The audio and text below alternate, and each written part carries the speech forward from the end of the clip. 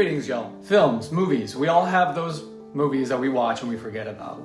Then there are movies that we watch and it seems to find us exactly at the right time in our life and we go on remembering them forever, right? Beautiful Thing was that for me. I first saw Beautiful Thing as in my early 20s. I just moved to LA. It was 1998-ish.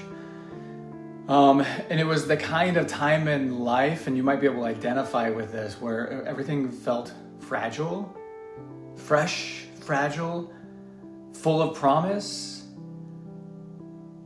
but also really scary, right? I was to just moved to LA, this big city, surrounded by everybody chasing their dreams because everyone got a dream in Hollywood. And I was still trying to figure out who I was while trying to figure out, is this really my dream, right? There was a lot going on. Trying to move through the world as myself, whoever myself was. And there were questions I didn't even know how to ask. Questions that I didn't know how to put words behind, put them into words. Feelings I didn't know how to name. It was a weird time. But the universe has a funny way of working, and I was at the Abbey one day writing in my journal. It was just a coffee shop now. It wasn't what it is today. It was just a little coffee shop, and I met a guy named Steven. He came up and asked me what I was writing. Just struck up conversation. Nice guy. Don't remember his last name, but he was that kind of person who becomes really significant in your life, but is also just kind of passing through. Just happens to be at the right moment.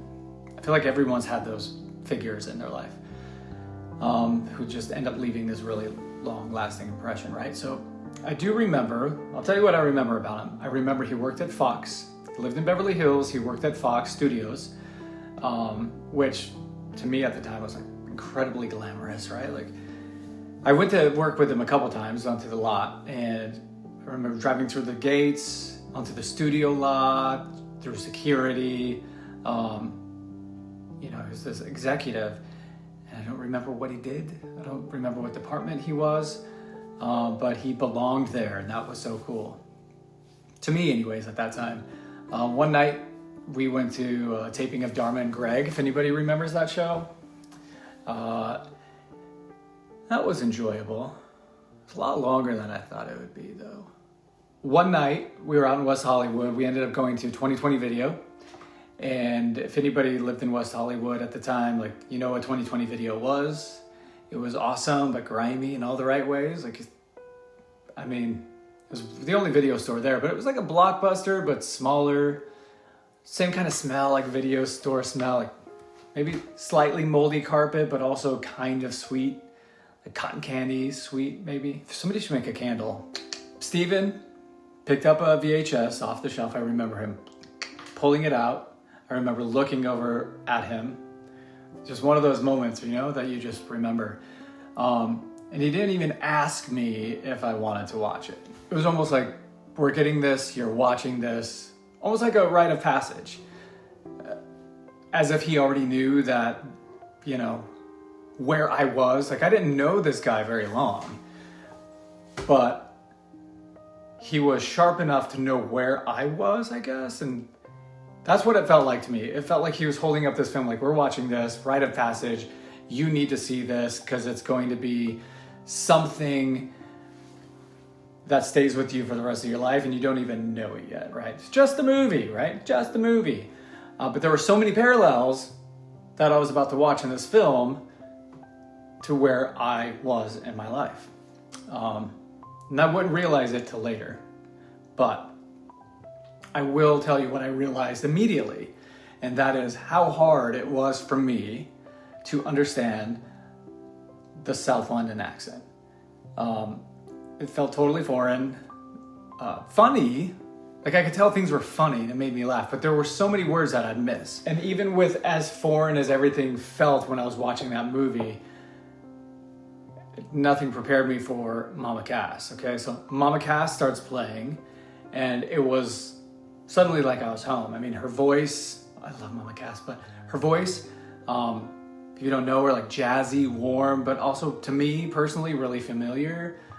Dream a Little Dream of Me, Make Your Own Kind of Music, One Way Ticket. They're all, I would listen to them growing up, right? My parents would, I think mostly my mom, would play the Mamas and the Papas, and so I knew who she was. And being they were songs that I already knew, this film started carrying a different emotional weight. I was feeling connected in a different way. Almost like memories were hugging me, right? Like it was something familiar, it was nostalgic. And as I watched Jamie and Steve figure each other out, they're like all nervous and sweet, right? I started recognizing even more. Things started to feel even more comforting. But it was that hesitation, it was the longing, the fear of being seen, the need to be seen while being scared of it. I mean, these were all things that I was feeling, right? And back then, most of the stories I feel like that were like kind of gay stories felt shameful. Like I don't ever remember seeing something that made me feel excited or proud. Or especially like this one was gentle. It was like two guys, two boys, like just kids in school, finding space to breathe, to fall in love, to Mama Cass. It's funny, is I thought Mama Cass was British after watching this movie. You can't always hear accents through singing, and then I realized, nope, she's just like me, she's from America. But maybe that's why it works so well, maybe she was the bridge, that she was what really drew me in and connected me to that story and allowed me to see that story through different eyes, and be open to it. I don't know. But my point is that Make Your Own Kind of Music, when that came on, even if nobody else sings along, so good. I didn't know how badly I needed to hear that at that time. Even though I knew that song, watching that scene and watching those boys running together and that song coming on, like I needed it at that time. I needed it to say it was okay to be who I was, that it didn't need to fit into anyone else's version of life. And then that night, watching Beautiful Thing, I feel like I felt a little shift, like everything started to feel a little different, and I guess maybe it was hope. But I definitely feel like that was a point in the road that things started turning a little bit differently. It wasn't super dramatic or anything. It just, I felt like a little whisper. It's okay. Even now though, when I rewatch it, Beautiful Thing, it brings me right back to those moments. I can remember being 19, 20.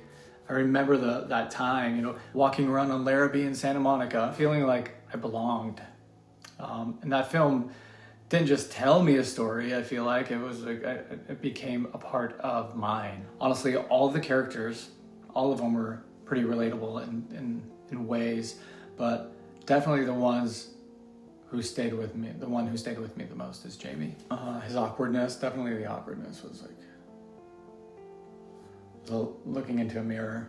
It's like wanting, longing, but also very quiet, very shy.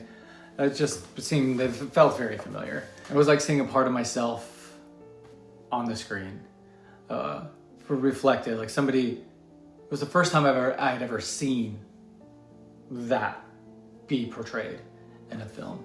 Being terrified and also desperate to be close to someone, all kind of out one time. I knew that feeling. Point is, pretty sure it was the scene where Steve sleeps over at Jamie's house for the first time, and they sleep top to toe, and nothing's really going on, but at the same thing, everything's going on. Like,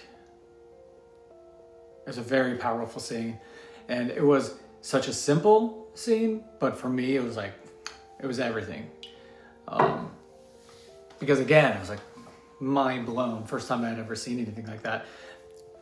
And especially between two boys, like two guys treating each other, and they were, soft conversation. There was like shame being felt on a really underlying level from both of them. There's the other scene where Jamie rubs the lotion on Steve's back because he's all bruised because he gets beat up.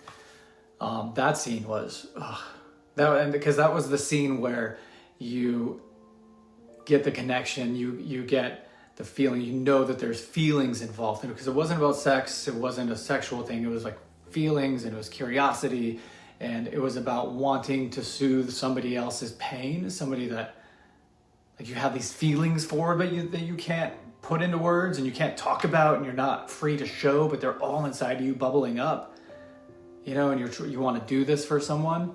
And it was that first touch, like that first connection, exploring somebody's body sensually without it feeling shameful. I remember what that's like. Shaky hands, pounding heart, the way everything slows down. Like time, like sort of holding your breath. Like time has stopped. It's heavy stuff, Curiosity and connection. It's like all coming together. The new is sacred, Somehow Beautiful Thing captured all of it perfectly. All the way down to like the Mama Cass, Leah. Even the friend, like she was so quirky and eccentric, unpredictable, and like always spinning off into her own little Mama Cass world, breaking out in the song, but somehow she made everything feel like it was going to be okay. Like that's the kind of friend everybody could dream of, everyone wishes for. Leah is that. It's the kind of friends who are unapologetically themselves. Like I have a handful of those friends where their oddness, like a badge of honor, just right here, make you laugh even when you're like devastated, even when your heart is broken. They're there for you all the time. Those are the friends. That's who Leah is. Especially if you're a gay guy trying to find your way in the world. A friend like Leah, I feel like in a lot of ways, like that character was a lifeline. And then final courtyard scene. Now, if you've seen this movie, you'll know what I'm talking about. The final courtyard scene where Jamie and Steve are dancing outside in this massive, apartment complex. And they're dancing together outside, just in public, broad daylight. And at first, Sandra walks up. She has a cigarette. I know she has like champagne or like smoking. Maybe it's a trash bag on it. She has stuff in her hands. And I just, like the way she peers over the wall, like you can't quite gauge how she feels. She's definitely a little maybe apprehensive. She's peering over the wall, watching her son in front of all these other people. And that was a really powerful scene. And just the best way to close out the movie too. The little flicker of uncertainty, in her eyes. And not because she doesn't love her son or questions her son, but it almost because like suddenly his gayness, his queerness was so visible and undeniable that it's not just her. Like everybody can see it. To strangers, to anyone who's in the courtyard or walking by, there's a crowd of people starting to gather. And that moment where these guys are dancing, everyone is watching. The way Leah puts her hand up and Sandra takes her hand. And these two had like kind of had, they weren't enemies. She was whatever, but they always kind of like butted heads and like had, went back and forth at each other. And then Leah extends her hand. There's a lot going on, I think, in that moment. It was a bonding between them too, between Sandra and Leah, of showing support for Steve and Jamie. Like you can't have a better example of what an ally is, I think, than those two in that moment. It's so magical. And then they come down the stairs together and they dance. It's the most radical act of support and the most simple way you can support somebody. And then, of course, you have the music. You have Mama Cass coming on during that. I'm curious, who has seen this movie? What are your thoughts on this movie? If you haven't seen it, please go watch it. Peace and love. I out.